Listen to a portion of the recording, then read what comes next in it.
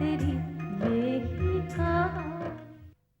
किरण, निशान का तुम्हारे करीब आना बहुत जरूरी है और मुझे पूरा यकीन है कि तुम निशान को यह विश्वास दिलाने में कामयाब हो जाओगी कि उसे समझने वाला और प्यार करने वाला तुमसे अच्छा और कोई नहीं हो सकता। अब तो जानती है ना मैडम कि किरण मैडम पहले राय साहब को सलाह दिया करती थी, अब तो वो निशान जी को भी सलाह दिया करते हैं। वो तो निशान जी को ऐसे समझाती है जैसे कोई माँ अपनी बेटी को समझा रही हो। गांव जाकर कोई छोटी मोटी दुकान खोल लेना और अपने परिवार के साथ आराम से जिंदगी गुजारना। मैंने सुना है तुम निशांत को भी काफी एडवाइस देने लगी हो, कहीं ऐसा तो नहीं तुम उसकी माँ बनने के सपने देख रही हो? ये आप क्या कह रही हैं दीदी? आज से इस घर की साफ सफाई, चूल्हा चौका सब तुम्हें करना है। कविता को हमारे संबंध पे एतराज है? एतराज की बात नहीं है।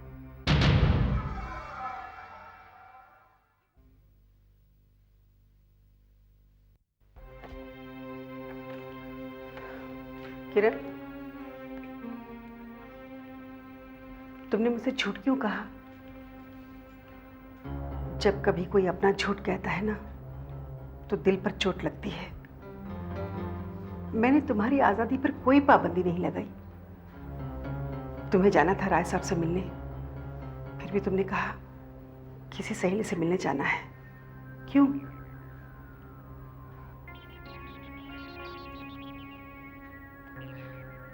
दीदी, आप मुझे जिस अतीत को भूल जाने के लिए कहती हैं उसे मैं भूल नहीं सकती और आपकी बातों पर एतराज भी नहीं कर सकती, इसलिए मजबूरन मुझे झूठ बोलना पड़ा। मैं तुम्हारी बात मानती हूँ, लेकिन इंसान उस वक्त झूठ का सहारा लेता है जब उसे मालूम होता है कि वो कुछ गलत कर रहा है। दीदी, इतनी सी बात के लिए आपका मुझ पर से विश्वास उठ गया। मेरा यकीन करिए, हमारा रिश्ता बिल्कुल पाक है और हाँ, अगर तकदीर से मैं उनकी पत्नी बन सके तो ये मेरी खुशनसीबी होगी। लेकिन ये कैसे मुमकिन हो सकता है? राय साहब का जवान बेटा है, क्या वो तुम्हें माँ के रूप में स्वीकार करेगा? देखो किरण, तुम्हारी इतनी अच्छी हंसती खेलती जिंदगी है, उसे क्यों दांव पर लगा रही हो? हमारी जिंदगी तो कब से दांव पर लगी हुई है। अब तो बस एक हारे हुए जुआरी की तरह आस लगाए बैठी हूँ कि जिंदगी के किसी न किसी मोड़ पर उनकी बन सकूं। और फिर दीदी, कुर्बानी सिर्फ मैंने नहीं दी, उन्होंने भी मेरा इंतजार किया है, वरना निशान की माँ के बाद वो भी तो दूसरी शादी कर सकते थे। मैं तुम्हारे जज्बात की कदर करती हूँ, लेकिन जिंदगी जज्बात के सहारे जी नहीं जा सकती। किरण, फिर वक्त है, संभल जाओ। नहीं दीदी, अब ये मुमकिन नहीं। अगर मैं उनकी हो भी ना सकी तो उनकी याद के सहारे अपनी जिंदगी निकाल लूंगी।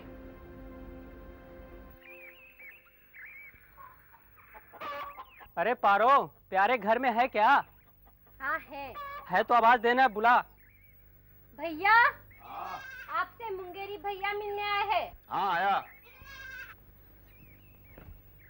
अरे मुंगेरी। अरे प्रोफेसर प्यारे, कैसे हो?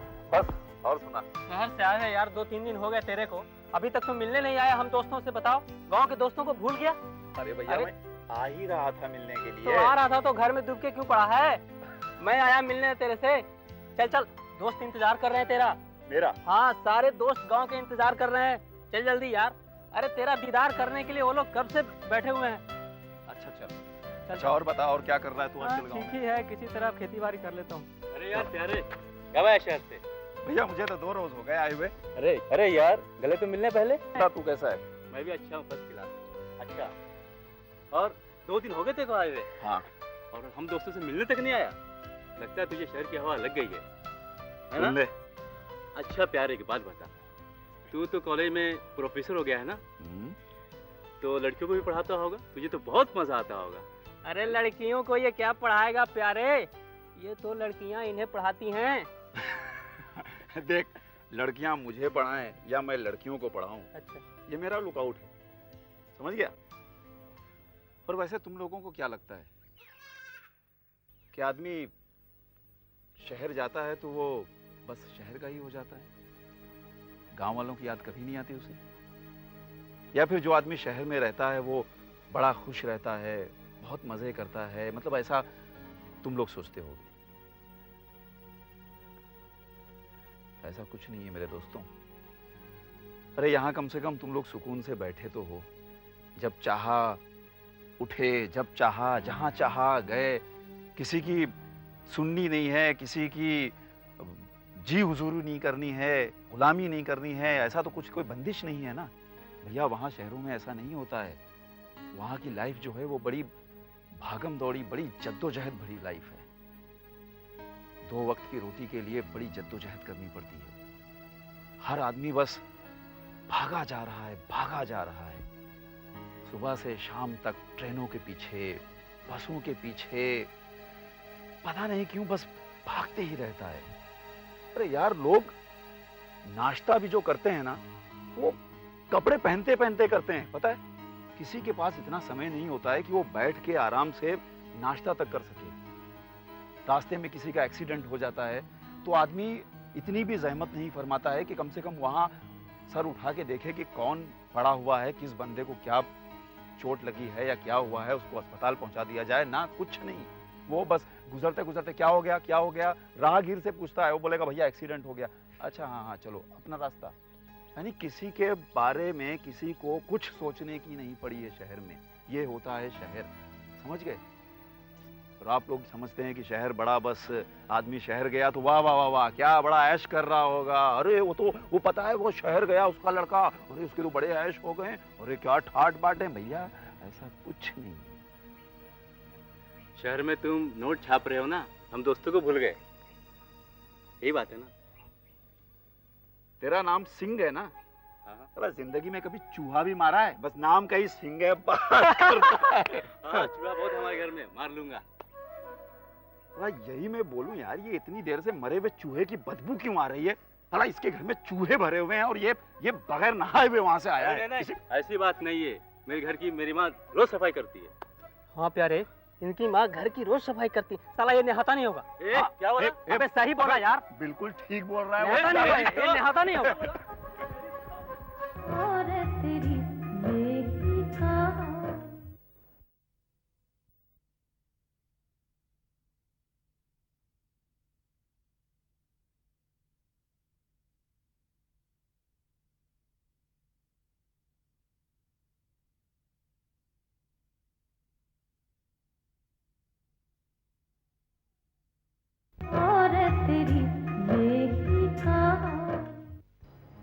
मेरी बहू भी एकदम निकम्मी निकली।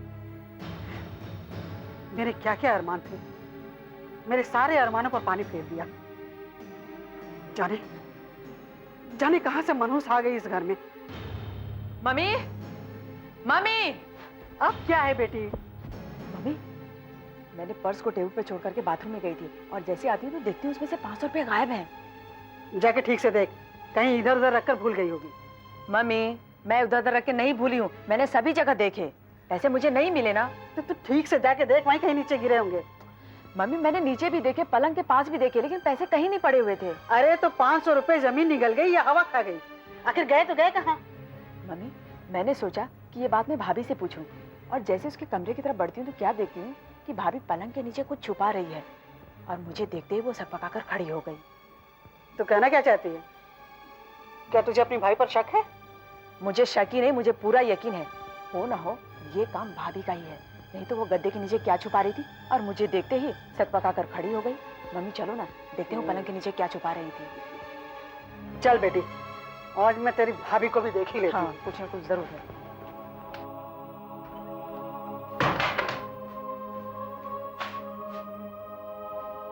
माँ जी आप? बस बस, नखरे मत कर, बड़ी आई आदर्शवादी बहू बनकर।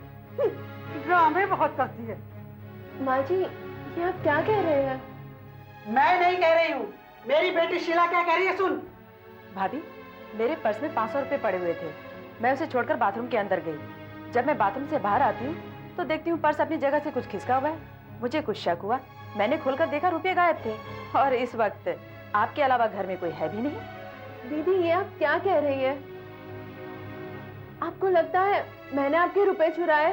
चोर कौन है इस बात का पता अभी चल जाएगा। पहले तू ये बता, तू कमरे से बाहर गई थी या नहीं? हाँ माँ जी, मैं रसोई तक गई थी। आज मेरी तबीयत कुछ ठीक नहीं है तो मैं दूध लेने गई थी। देखिए यहीं पड़ा है दूध। भाभी, जब मैं तुम्हारे पास अचानक आई तो तुम घबरा कर खड़ी क्यों हो गई? दीदी ये आप क्या बोल रही है? आप मेरे कमरे में कब आई? और अगर आप बिना पूछे आ भी जाती तो मैं आपको देख के क्यों घबराऊंगी? भाभी, तुम क्यों झूठ बोल रही हो? अगर तुम मुझे देख करके घबरा नहीं जाती तो गद्दे के नीचे क्या छुपा रही थी? आप क्या बोल रही है? आप अपनी भाभी पे चोरी का इल्जाम लगा रही है। अगर आप चाहे तो आप खुद देख सकती है कि मैंने रुपए चुराए या नहीं, तभी आपको यकीन आ जाएगा। सच क्या है इस बात का फैसला अभी हो जाता है।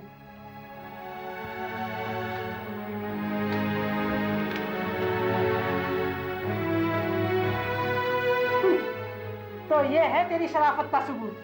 मम्मी, यही है मेरे रुपये। मैं ना कहती थी कि भाभी ने चोरी की है? मैं ठीक कहती थी ना? अब बोल चोर दी। अगर तू चोर नहीं है तो तेरे बेड से 500 रुपए कहाँ से निकले? अब भी तू अपनी सफाई में कुछ कहना चाहती है? माँ जी मेरा यकीन कीजिए, मुझे नहीं पता है रुपए यहाँ किसने रखे। मैंने चोरी नहीं की। तूने चोरी नहीं की? जब से तू इस घर में आई है तब से चीजें चोरी होने लग गई है। मेरे घर में ये सब नहीं चलेगा, समझ गई? मार कर ठीक कर दूंगी। चोरी पसंद। चलो मम्मी, चोरों के मुंह नहीं लगते।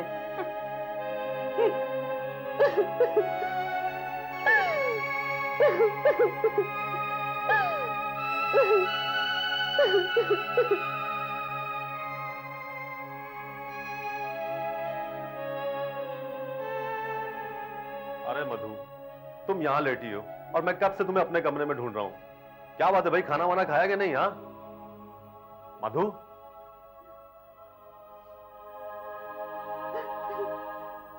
क्या बात है मधु, तुम रो क्यों रही हो? आपको क्या करना है? वैसे भी आपको मेरी कहाँ कुछ परवाह है। मैं लगती क्या हूँ आपकी? मधु, तुम मेरी बीवी हो। आखिर बात क्या है? प्रॉब्लम क्या है? बोलो ना मधु, आखिर बात क्या है? देखो, अगर तुम मुझे नहीं बताओगी तो मुझे कैसे पता चलेगा? प्लीज। शीला दीदी ने पता नहीं कहां से आकर मेरे कमरे में 500 रुपए रख दिए और फिर माँ जी को लेके आई और कहा कि मैंने उसके पर्स से 500 रुपए चुराए हैं। क्या मैं ऐसा कर सकती हूँ? क्या मैं चोर हूँ? नहीं मधु, मुझे मालूम है तुम चोर नहीं हो। अरे तुम तो एक अच्छे घर की सीधी सादी लड़की हो, और जब से तुम यहाँ आई हो मुझे तुमसे कोई शिकायत नहीं है। मधु प्लीज इस वक्त चुप हो जाओ। देखो, सुबह होते ही मैं शीला दीदी से बात कर लूंगा। प्लीज। देखो, मैं जानता हूं कि तुम बेकसूर हो। जब मेरा कोई कसूर नहीं है तो फिर आप मुझसे ये दूर दूर क्यों रहते हैं? आपकी मर्जी से ये शादी हुई है ना? मेरे और आपके परिवार दोनों की खुशी से हमारी शादी हुई है। तो फिर मैं इस घर में अकेली क्यों हूँ? अरे ये तुमसे किसने कह दिया? मैं हूं तुम्हारे साथ, तुम्हारा पति। अच्छा, आप मेरे पति हैं जो सुहाग रात से लेकर आज तक मुझसे यूं दूर दूर रहते हैं, जो कभी भी मेरा हालचाल पूछने नहीं आते। क्या आप जानते हैं पति पत्नी का रिश्ता क्या होता है?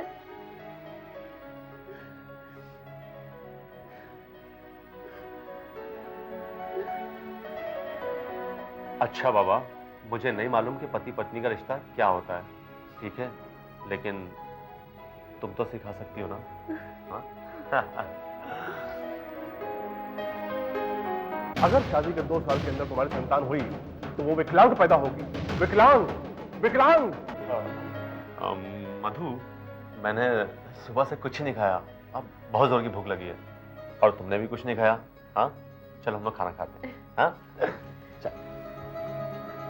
और तेरी बेही का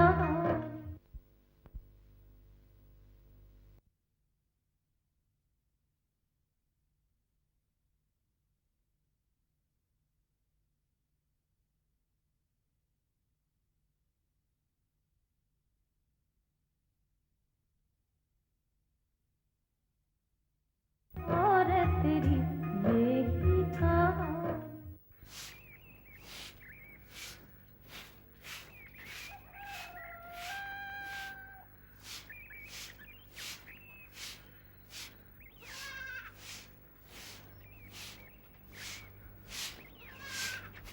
कहाँ गया था बेटा तू सुबह से? माँ, मैं यहीं था अपने दोस्तों के साथ। बेटा तू गांव में रह के अपना समय क्यों बर्बाद कर रहा है? तुझे शहर जाना है ना, नौकरी करनी है कि नहीं? जाना है माँ। बेटा देख, अभी पारो शादी के काबिल हो गई है। जैसे जैसे उसकी उम्र बढ़ती जाएगी, दुनिया वाले क्या बोलेंगे, क्या सोचेंगे? अगर तू काम वाम नहीं करेगा तो उसकी शादी कैसे होगी? तू 4 पैसे कमाएगा तो आगे उसकी शादी का हम सोच सकते हैं, उसकी शादी कर सकते हैं। हाँ माँ, मैं समझता हूँ, लेकिन लेकिन कुछ नहीं बेटा, मेरे जीते जी मैं उसकी शादी देखना चाहती हूँ, उसके बच्चे गोद में खिलाना चाहती हूँ। मेरे जीते जी उसकी शादी कर दे। माँ, तू ऐसी बात मत किया कर। फिर कैसे करूँ मैं? मुझे चिंता होती है कि नहीं? तू कहे तो मैं कल ही चला जाऊं, लेकिन तू प्लीज ऐसी बात मत किया कर माँ। भैया भैया, मैं भी आऊंगी तुम्हारे साथ। अरे तू क्या करेगी वहां जाकर? बेटा इसे शहर ले जा, क्या पता इसका पति कैसा मिलेगा और कैसा होगा, इसे शहर घुमाएगा भी कि नहीं। माँ, तुम भी मजाक करती हो। तुम्हें खाना बना के खिलाएगी, तेरा ख्याल रखेगी। अब तू कहती है माँ तो मैं इस पारो की बच्ची को लेकर ही जाता हूँ। फिर चल अंदर, चल चल जल्दी। Mummy, mummy. क्या बात है, चिल्ला क्यों रहे हो? मम्मी, कल रात को क्या हुआ था? मैं समझी नहीं। देखिए मम्मी, आप अच्छी तरह से जानती हैं कि मैं आपसे क्या पूछना चाह रहा हूं। क्यों? बहू ने तुम्हारे कुछ कान भरे हैं क्या? अरे मेरे किसी ने कोई कान वान नहीं भरे, लेकिन कल रात को जो आपने और शीला दीदी ने किया ना, वो अच्छा नहीं किया। क्या बात है, बहू की बहुत तरफदारी कर रहा है। तो सुनो तो सही, वो क्या कहना चाहता है? तुम चुप रहो जी, तुम दोनों मिलकर बहू को सर पे चढ़ा दोगे। मम्मी, सच सच बताइए कल रात को क्या हुआ था? सुनना चाहते हो तो सुनो। शीला के पर्स से बहू ने 500 रुपए चुरा लिए, और जब मैंने पूछा तो झूठ बोलने लग गई, और फिर उसके बाद गाली गलौज पर उतर आई। नहीं, मैं नहीं मान सकता कि बहू ने रुपए चुराए हैं। ये तुम्हारी और शीला की मनगढ़ंत कहानी है। बहू के आते तुम्हारी भी जुबान चलने लग गई। पहले आंख मिलाने की हिम्मत नहीं करते थे, अब सर पे चढ़ के बोलने लग गए। मजबूरी में बोलना पड़ा है ललिता। अनिल की शादी से पहले मैंने तुम्हें कितना समझाया था कि अपनी आदतें सुधारो, लेकिन अरे मधु बहू है हमारी, अनिल हमारा इकलौता बेटा है। अरे क्यों किसी के बहकावे में आकर बच्चों का भविष्य बिगाड़ने पर तुली हो तुम? तुम बीच में मत बोलो। मैंने अपने इन्हीं हाथों से बहू के तकिए के नीचे से शीला के 500 रुपए निकाले हैं। तो इसमें इतना बड़ा हंगामा करने की क्या जरूरत थी मम्मी? अरे शीला दीदी के अगर 500 रुपए गए थे तो मैं उसे 1000 रुपए दे देता। बात पैसों की नहीं है बेटा। जानते हो कौन से पैसे थे? जो तुमने रक्षाबंधन के दिन शीला को 500 रुपए दिए थे, वो पैसे थे वो। और शीला ने कितने प्यार से उसको संभाल के रखा हुआ था। शीला दीदी, अगर शीला दीदी को मुझसे इतना ही प्यार था ना, तो कम से कम एक बार सोचती वो कि मधु आखिर मेरी बीवी है। लेकिन जो भी हुआ ना माँ, अच्छा नहीं हुआ। मैं ये बात दीदी के सामने भी कर सकता था, लेकिन मैं नहीं चाहता था कि घर में कोई दूसरा हंगामा हो, इसलिए प्लीज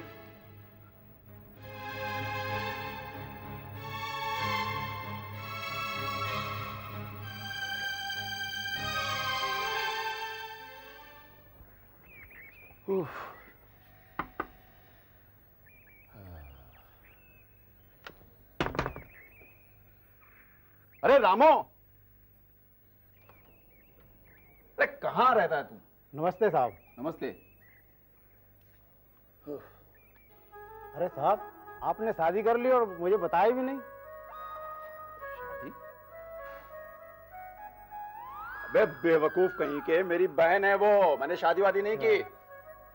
नमस्ते दीदी, गलती हो गई साहब। भाई जब दिमाग है नहीं तो क्यों खाम खां चलाता है? चल अंदर चल। चल पारो।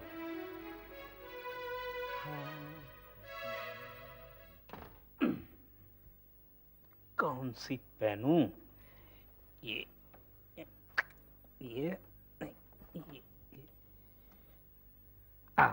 ये ठीक है।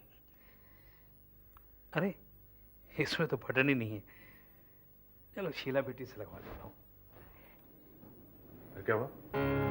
आज भाभी के ऊपर मैंने 500 रुपए का चोरी का इल्जाम भी लगा दिया है, और वो सब मैंने आपके कहने पे किया है। मम्मी ने भी उसे खूब पीटा। मैंने भी वो चाल चली कि मम्मी के सामने भाभी की एक न चली। शाबाश शीला रानी। तू जानती है सब कुछ मैं क्यों कर रहा हूं? अरे तेरे लिए। मैं चाहता हूं कि हमारी सासू मां तेरी भाभी को इस घर में कतई इज्जत ना दे, और वो इज्जत तुझे मिले, ताकि तू इस घर की रानी बनकर रहे। तुम कितने अच्छे हो मधु। तुम देखती जाओ किस तरह मैं धीरे धीरे तुम्हें सबकी नजरों से गिरा दूंगा। तुम मजबूर होकर अपने आप को मेरे हवाले कर दोगे। क्या सोचने लगे? कुछ नहीं, आओ तुम मेरे साथ आओ।